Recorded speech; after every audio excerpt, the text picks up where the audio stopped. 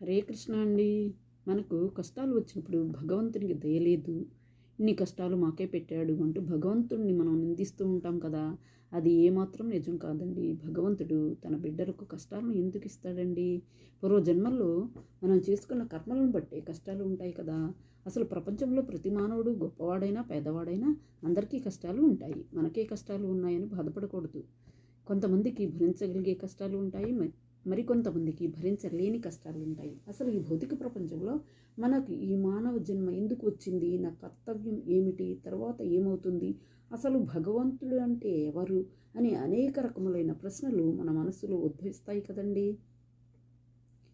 మానవ జీవితానికి సంబంధించిన ఏ ప్రశ్నకైనా సమాధానం శ్రీమద్ భగవద్గీతలో లభిస్తుంది.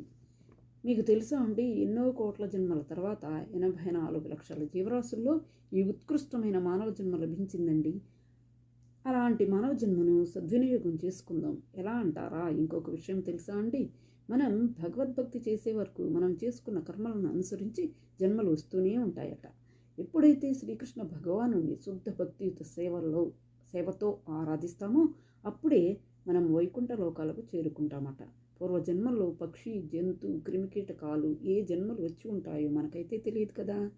ఈ జన్మను సద్వినియోగం చేసుకుని శ్రీకృష్ణుడు చెప్పిన భగవద్గీతను పాటించి మనం ధర్మ మార్గాన్ని ఆచరించి శ్రీకృష్ణ భగవానుణ్ణి భక్తియుత సేవతో ఆరాధించి భగవంతుని లోకాలైన వైకుంఠ లోకాలకు చేరుకోవడానికి ప్రయత్నిద్దాం.